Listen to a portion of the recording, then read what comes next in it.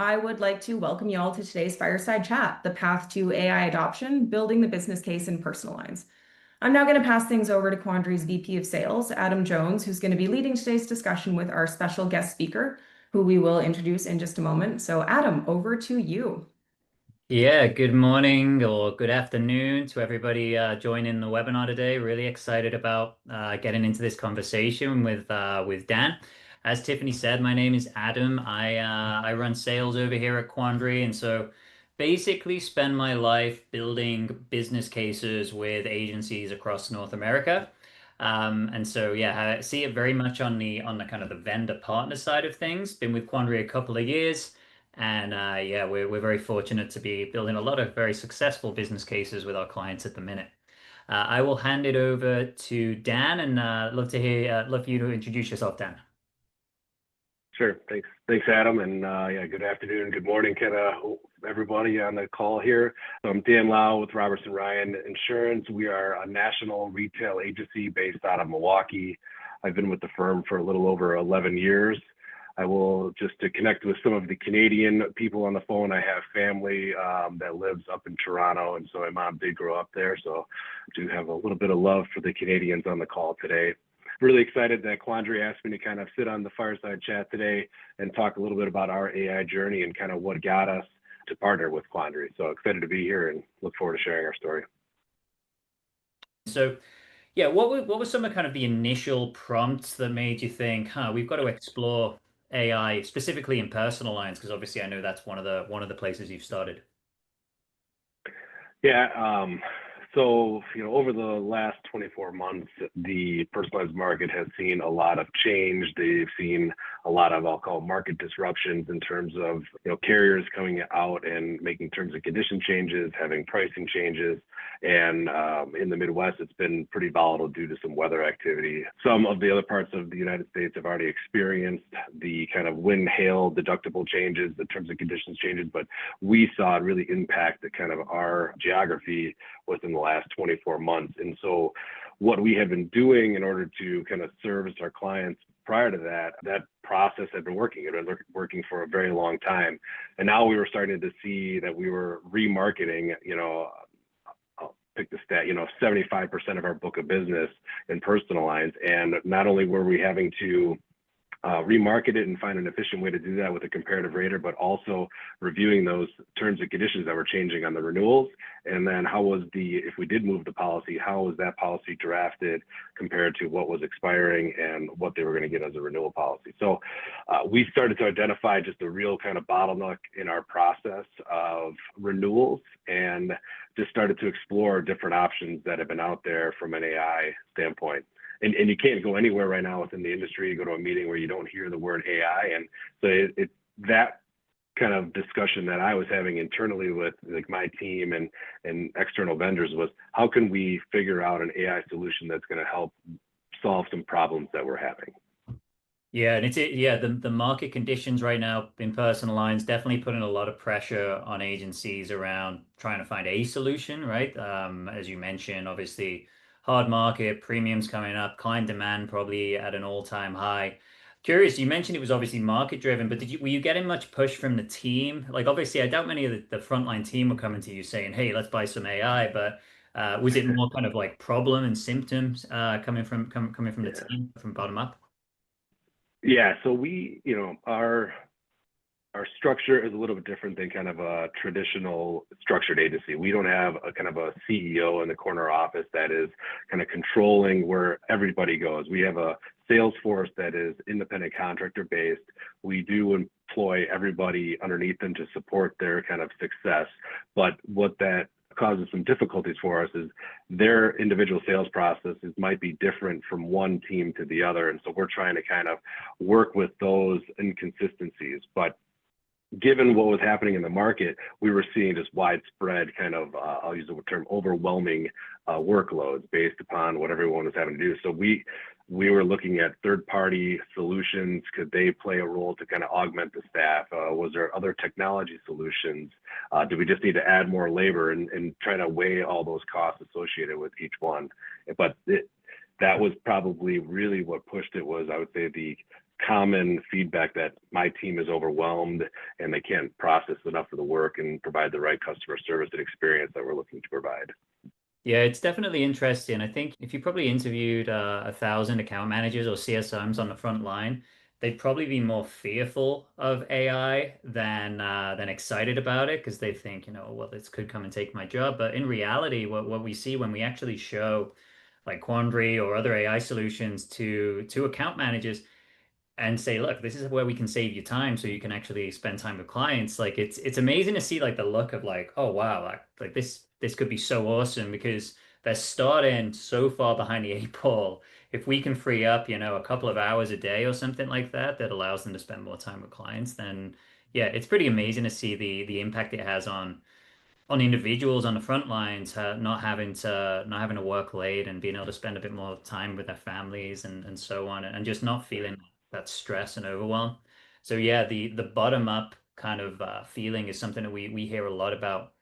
But obviously, switching tracks a little bit, there's probably 100 challenges you could solve at any day within your agency. How did you zero in on renewal specifically, and was it retention that was part of it? We'd love to understand how you kind of chose that problem to solve first. So I think for us, when we look at kind of our organization is probably almost 70% commercial insurance and about 25 to 28% personal lines. And I get the percentages maybe skewed a little bit, but it still makes up a very large chunk of our revenue. And it's a really important part of our business. And when we started to have our agents and our CSR teams spending most of their time remarketing and reading through policies, checking coverages, we started to see that we needed to provide a solution that was going to push our CSRs, account managers, and agents back towards the client to be able to have those discussions and have them in an efficient way, not be stuck sitting behind a computer comparing two policy documents or policy checking that the information is Epic is matching what's on our policies. So for us, that just started to be, where do we want to spend our time? And kind of what you just kind of those comments about people being overwhelmed, we want to push them back in front of the client. We want them to be building those relationships, answer those questions, and being able to do it in an efficient way without just sitting reading policies after policy. Yeah. And it's often the case that, that the ratio you mentioned now, we see that a lot, right? Like 70% of revenue is coming from the commercial side, but then obviously the volume of actual clients that kind of impact the brand on the personal line side is huge. And often these scales are kind of unbalanced in terms of like the number of people it costs to or takes to actually service personal lines, like ratio based compared with revenue.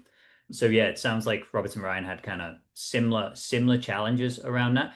Do you mind me asking, Dan, how big is the servicing team on the personal line side at your organization, roughly? We have probably around 125 individuals servicing our personal lines book. So yeah, so any incremental time savings, incremental improvements, like across one person is gonna really span out, and I imagine Right. that was a big part of any decision with AI.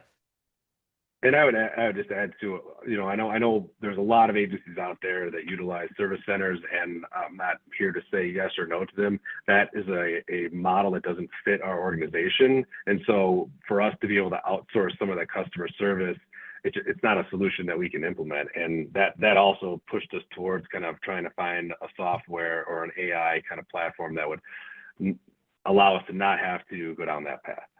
Yeah, we won't dive too deep into the service center discussion today, but No. yeah, it represents some value, but also a lot of challenges as well that I hear quite regularly. Okay, so we'll use Quandary as the example today, but we had an initial conversation, I think probably back in February, March. So at that stage, it's just an idea, right? Like you have the problems that you're trying to solve and you've zeroed in on some key areas for the business. But how do you take it from an idea, cool piece of tech, to actually a concrete project that you want to kind of introduce to the team and actually start building a business case around?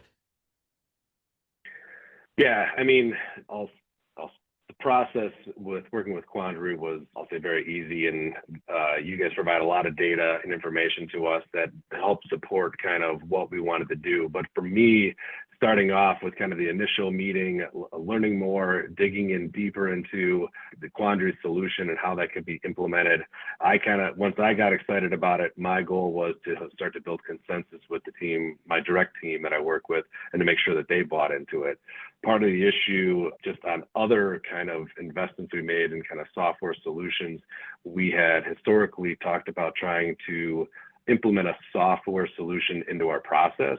And what I found was that was not working. And what we really need to do is find a software and build a process around it. And so after I kind of got my own consensus and got excited about the solution, I worked with my team. They sat in on a few demos. Once we did the demos, we did some internal kind of meetings and debriefs on the solution and said, hey, is this really going to do what they say it's going to do? And can we figure out how to make this work within our process, but then also know that we need to probably be a little more flexible in terms of what we're doing. So built that consensus with my media team. They took it back to kind of some, I'll say, what I would consider end users, the CSRs, the account managers. Also talked with them, wanted to make sure what we were seeing is what they're seeing in terms of the solution. And then we kind of had to take the next step. Now it was, how do we look at this from an investment? What are we going to gain from it from an ROI?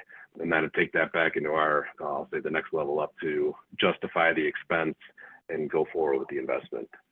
Yeah. Yeah, no, I will say I really like the way you went very much down to the ground level as you're doing the evaluation, because ultimately with any technology, there's kind of three questions, right? One, is it going to work? Two, are my people going to use it? And three, if it works and my people use it, are we going to see the positive business impact that we would anticipate? And so those are the three questions whenever I'm doing a technology evaluation to buy some tech for Quandary. Those are the three things I'm looking at. Will it work? Will people use it? And if those two things are true, then what are the business impacts that we should expect to see within the first kind of 6 to 12 months? And yeah, I think sometimes it can be a real eye opener bringing in the frontline team members into that demo, because sometimes, even at your level, Dan, you can't talk to everybody every day, right? Getting that feedback back from the team on the front lines to the executive level is a challenge. So I love the Yeah. fact that you included them in the demo process so that they could give direct feedback. And to kind of build on that, one of the people early on in the demo that is a CSR account manager, we've asked her to kind of be the champion. As we work through the implementation, we want her to kind of be fully engaged with the process of getting Quandary set up with us. We are having her talk to the additional team to make sure that the new people that we bring on and expand kind of Quandary to, that they're all getting the same kind of experience and hearing what she is kind of what she's experiencing. So it's so far it's been a great process for us of having her kind of involved in being that champion. Yeah. We talk a lot about the account manager of the future, right? What does an AI-enabled account manager look like? And it's one thing for, a top-down leadership team to say, hey, we're doing this thing, like take this tech, go use it, versus having one of their peers or somebody who actually faces some of the challenges that they're encountered with every single day to say, hey, yeah, this is the way I'm using it. Yeah, I think that's a really, really nice tidbit for the viewers today to take away, which is who's going to be your internal champion, and is this an initiative you want to drive from the top down, or do you want to get people on the front lines who are actually going to be using it and use them as, I don't want to use the term guinea pigs, but like use them as the internal change catalyst to try and drive adoption across the business. Yeah, it makes a ton of sense. So were there any skeptics? Are there anyone in the Robertson Ryan business who's like, oh man, I'm not sure about this AI thing, or you sure it's going to work, Dan?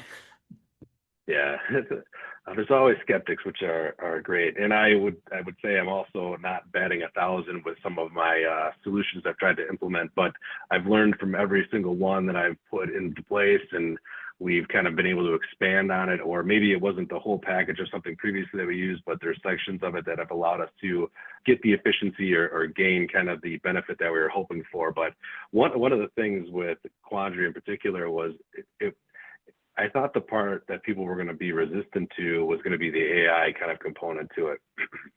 But kind of the resistance I got back was they thought it was going to be additive to the workload, meaning that it was going to find things that was going to create these opportunities for more work. And basically, we had to kind of talk this individual through that process and say, hey, that's not what we're looking for. This is going to be a more efficient process for the account managers to review accounts. They're going to have data at their fingertips. And ultimately, if they do decide to cross-sell and upsell, which is what is the ultimate goal too, they'll find the time for that because these other sections of their process is going to be improved so drastically. So the other piece to that with some skeptics is that it is the account manager, learning from things in the past. If I don't have that buy-in with that individual, they're not going to utilize it. They're not going to work through the challenges. They're not going to work through that change. I mean, because what we are doing is we are going to change their process. What they were doing yesterday isn't going to be what they do tomorrow. And I know I'm telling them it's going to be better, but they have to buy into it. And the more kind of support I get from that account manager that's going to be using it, and they see how the solution is going to make their life better, the overall investment and the overall impact on the organization is going to be that much better. Yeah, couldn't agree more. Yeah, if they don't use it, then it's not gonna like technology is often so dependent on that end user, and in terms of, and particularly with AI and people working together, yeah, it's AI is only going to be as good as the people who have the time freed up and can act on the data. Okay, so let's talk about the money. When it comes to actually, so let's say you're moving through your buying process, you've identified a series of problems that you are very confident of where you should prioritize some spend. You've kind of built some consensus from the team. The team seems pretty happy, and you've got that kind of ground up understanding around how you're going to drive change and adoption. Then it comes to putting together the money side of things, right? The budget. And, I've seen AI tools which seem incredibly cheap. I've seen some AI tools which seem unbelievably expensive. So when you're putting together that kind of understanding of budget and how much to assign to a certain project, what does that process look like? Yeah, so for us, it's kind of interesting. We're always looking to evaluate new solutions that kind of come across our desk. We try not to be maybe always the front runner on things, but we do want to stay close to changes that are happening with software solutions and other kind of investments the agency can make. And so for us, we kind of always earmark a little bit of money in our budget in order to do that. And one of the things that allowed us to maybe move a little bit quicker than we wanted to was being able to not move forward with the entire organization. Like I said earlier, we have about 125 or so personalized service team members across the agency. There's about another 150 agents that are doing some personalized, doing commercial insurance sales. And so the kind of sample size of our organization could be very large, but what we've been able to do is kind of scale versus doing the agency-wide investment. So we're starting a little bit smaller than, I should say, we're starting at the right size. I don't think we're starting too small. I don't think we're starting too large, but we're going to build upon this group of agents and this group of account managers with, I'll say, a decent investment, but one that, as you kind of fine tune things and you figure it out, it's going to set you up to make that a larger investment down the road and more properly budget for that type of investment in the AI software. So right now, again, for us, given our size and scale, we're able to kind of earmark a little bit of money in our budget for these type of investments and these type of kind of demos in order to figure out, is this the right solution? Can we implement it on a larger scale? And if that is yes, within a certain period of time, we're able to kind of budget that a little bit more and continue to get that buy-in from our key decision makers. Yeah, no, I love that model. And one of my favorite business books is Good to Great by Jim Collins, and he talks about firing bullets versus cannonballs. And I think in your world, it was a pretty big bullet, obviously, but because you took a significant chunk of the book to work on. But I think a proof of value project like that, it not only does it give you some kind of like protection in terms of, not maybe not launching across the entire business straight away, but it allowed you to prove out some of the processes as well. So in terms of, do you have Robertson, like, does it come from like a tech budget, innovation budget, people budget? What does that look like? For us, we kind of lump this into our I'll call it our people budget, right? We see that making these type of investments allow us to not have to continue to add labor. We're not ever looking for, I actually just heard this in a meeting last week about talking about AI is going to provide a reduced headcount. That for us is not the strategy. What we want to do is we want to get people doing the right tasks and then being supported by this technology. And so if it allows us to keep our current workload, but grow by 10% without adding another body, that's important to us. But we also saw an opportunity where we had been investing with a third-party virtual kind of assistant, and we were able to maybe potentially shift some of those costs away from that already budgeted money into kind of an AI solution. Yeah, I think that's another thing that I see a lot of, right? Is thinking what will, let's say that this investment works, right? What does that mean in 12 months or 24 months or 36 months? And, the cost right now of finding, sourcing, hiring, training new people is significant to any business. And it's thinking about as the business grows and technology continues to evolve, what positive impacts can that technology have on our overall business metrics, right? Maybe right now you have 125 people managing, I don't know, 800, 600 accounts per person. Well, maybe the number of accounts that they can really effectively manage increases. Or maybe they manage the same number of accounts, but with some of the AI innovation, they can do so with a higher level of service while maintaining the existing cost structure. And so that's very much how we look at business cases is, okay, well, what's the status quo today? If successful, what will this look like in 12 months? And then trying to extrapolate that out a little bit further across the business. One thing we have been seeing is a bit of a trend of moving away from having a specific IT or technology budget, more to moving towards let's look at technology and human capital. And if our human capital budget is going down, maybe our technology budget can go up a little bit. And so, yeah, kind of like managing the scales in terms of like what those two expenses mean and how they relate to each other. Imagine probably a similar exercise that you go through. Yeah, I mean, it's some of our biggest expenses obviously are people, and rightfully so. The next one is probably, a lot of times can be a management system. It might vary depending on your agency, but that's a very large expense. And then you start to look at the next level. What can we start to do? So, for us, we want to control our large expenses, and we want to figure out how to make everyone efficient, but not sacrificing customer service, because we need to make sure we keep our clients happy. Yeah, exactly. And that's from a revenue perspective, but also just from a brand perspective. And I think that a lot with personal lines. Every personal lines client, most of them have a job, right? Most of them you could have connections on the commercial side as well.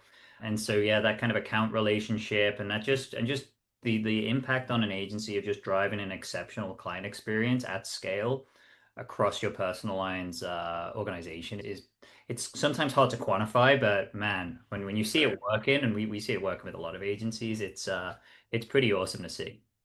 Yeah. Okay. So long-term goals of investing in AI, we've kind of touched on this a little bit. Seems like scalability is a big one, client service. Anything else you'd add in terms of whether it's Quandary specific or just looking at AI as a whole? From the Robertson Ryan standpoint, one of the struggles I had, and it's not with Quandary, but in general with software investments, is adoption, right? And so when we talk about having a successful kind of investment or implementation with a solution, I'm not only going to be looking at, the ROI in terms of people, the experience, I'll say any sort of cost savings that I can have. Ultimately, I want to see adoption. And if we can see the agency, go from the small proof of value group to the next round and to the next round and ultimately to the whole agency, that's going to be a very successful partnership and one that I know is providing value to the organization. So I look at it as, how do I make sure I get the highest level of adoption within the agency? And that's something that's kind of on my long-term goal, to make sure that we're getting the most out of this partnership. Yeah. Yeah, if they use it, then you can often work out some of the kind of hard numbers later, but ultimately step one is let's make sure it works, make sure the people are using it, right? That's ultimately what it comes down to.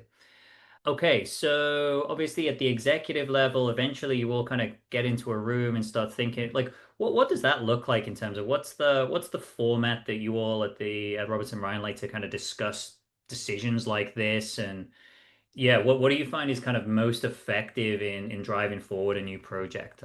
Any specific tools that you use or anything like that?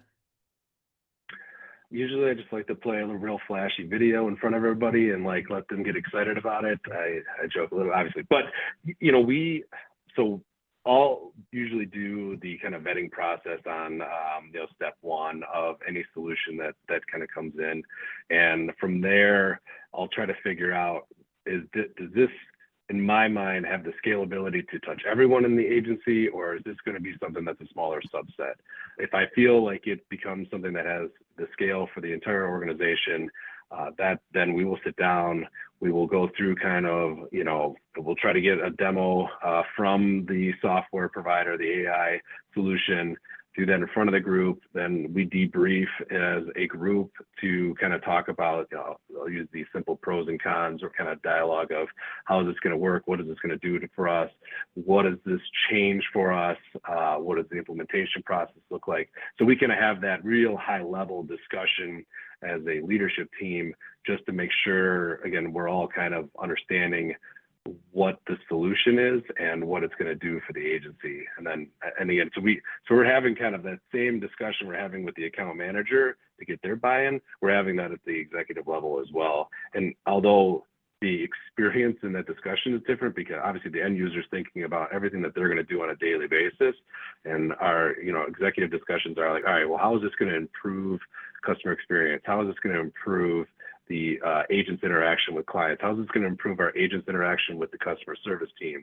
And so that's where we start these discussions and just kind of put down some notes on paper and kind of review those, and then maybe even go back to the salesperson to say, here's what we discussed as a leadership team in order to make this investment. This is what we think we can do, and want to confirm that your solution can do that. And then maybe let's talk to another kind of referral partner that already uses that solution, just to talk through what we're seeing and kind of validate that information. Yeah, we see that reference step a lot, right? It's and then like, look, I want to just talk to a similar size agency who's using it, right? And it's not always a case of, well, yeah, you want to make sure it works, right? And that the company's trustworthy, but often it's what were the operational challenges you saw, right? What did you have to change your process? Like, did you get much pushback from your frontline team? Like yeah, it's trying to understand, what are some of the potential pitfalls of a project like this, and I find talking to another agency is a great way to do that. We kind of take a similar approach to you as well, which is like understand the bottom up problems, like what is an account manager facing on a day to day, and then taking that single account manager and trying to extrapolate that data across the business. If we can achieve these results for this one person, what on average would that look like across 50 people or 100 people? And then we plug that into an ROI calculator to be able to say, okay, so when you have that executive discussion to say, well, look, here's how we think it could go if everything goes to plan. And then helps you frame that investment a little bit more. So yeah, so I don't know whether we did that with you, but hopefully we did. And I think that's something that when we run through the numbers a little bit with some executives, they generally are like, oh, okay, well, I can see how this should return investment. Whether it will or not remains to be Yeah. seen. I Excellent. think if you really vet out all those issues, you generally will see success, right? And even on the, like I said, I've made other investments and decisions that we had the consensus and went through a similar process, and ultimately it didn't turn out exactly the way we wanted it to, but we still learned from it, and we still were able to grab, I'll say, little pieces of knowledge that allowed us to improve on implementing solutions in the future, or just kind of getting past different obstacles within the organization ourselves. Yep, definitely. So budget season is around the corner. There's a lot of people who are probably very interested in AI investment, but also just technology investment in general. So what's some of the kind of specific advice you might give, Dan, to leaders, understanding that we probably have people from agencies with 10 people to maybe 10,000 on the call right now. What's the first thing that people should start doing tomorrow to start exploring different AI solutions, if you were to give some advice? Yeah, I think first is really doing that internal look, right? It's looking at your agency, identifying the areas for improvement, or identify the areas that you want to change. Doesn't necessarily have to be improvement. It could be a new process that you want to implement, or something that just needs to be different, right? So I really think it's important to identify those things internally first, and then start to go out and identify the solutions that might be able to help solve that problem. And I think as part of that, you have to kind of keep a real open mind to make sure that you are not going to be able to take any of these solutions and just set them and forget it. I haven't seen that necessarily. And if you think, if you're out there thinking you can just buy the solution and put it into your agency and it's going to create all of this efficiencies and greatness, it's not true. You need to be actively engaged in it. You need to be prepared to kind of invest some time, especially on the front end, to get everybody engaged on it, kind of get that buy-in. Like I said, we've hit on a number of times. I think of the entry level or the bottom level or the end user level, to make sure that they're going to use the technology. It's going to improve what they need to have improved, and you're not just creating an extra kind of step for them in the workflow. But I also think consulting with your peers, there's a lot of great resources out there from various associations and partnerships that have kind of vetted out a lot of technologies. And even for me, for the people on the call, I'd be happy to talk through any of those solutions with people, just because I have had a lot of opportunities to kind of review different technologies. And I think getting someone else's opinion and their experience on, hey, what did you like about it? What didn't you like about it? Why did you make the investment? Why didn't you make the investment? But I think there's a lot of resources out there. I think we're a great industry where we can kind of share knowledge and experiences like this and help each other out. Yeah, no, I love that. That was going to be my question, is where do you start looking for solutions, right? But I think you kind of answered it, which is talk to people, right? Talk to your peers, go to events, go to conference. Like, I know obviously we have Applied Net coming up, as well as all of the different regionals as well. It's just an opportunity, not just to see, because like every tech vendor is going to tell you that tech's the best, right? Like that's the Right. reality. I'm sure we did, right? But ultimately it's talking to peers and understanding, does it work, right? Like how have you implemented it?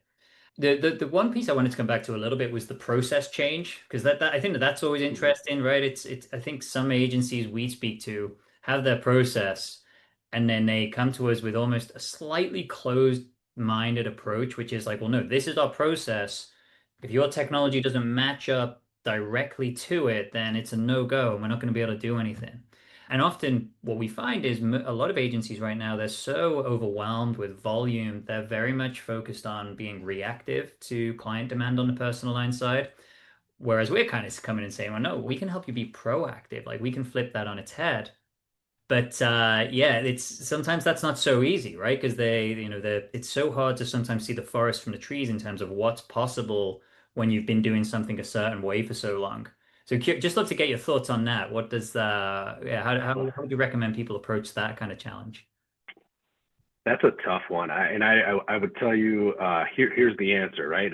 But you know what? The answer for every organization is going to be different. And even for me, how I have to go about building consensus inside of Roberts and Ryan is different with every individual stakeholder, right? So, I do believe if you are trying to just take like the solution and just jam it into your process, it's probably going to fail more often than not. And it, kind of going back to where I think you need to start with the looking for AI is starting internally. And so you're looking for something that you're trying to identify as an issue. And if you kind of go through some sort of like problem solving technique where you start to really understand what is this issue that you're trying to solve, it probably will expand well beyond just the one bullet point that you have kind of on your whiteboard to, all right, the process is broken in a few different areas, and now I should probably consider these other solutions to improve on that. So I think if people get so focused, and I can say I was guilty of this as well, I was so focused on one little aspect of it that I failed to miss kind of the upstream and downstream implications of it, of changing this one little part of it. And so that's where that's where I think, and I feel very confident now about building the process to fit around the solution versus trying to implement that solution into a process we have in place. Yeah, yeah. Focus on the problems that you're trying to solve, on the objectives you're trying to move the needle, And I think, yeah, like keeping an open mind. Like that's the other it's I'm guilty of this all the time with our sales process. I'm like, well, we've been doing it this way for so long. Like, Yeah. the idea of changing it, it's kind of like that's my baby that I built. And so yeah, you've got to just kind of remove all personal bias and try and stay as open-minded as possible.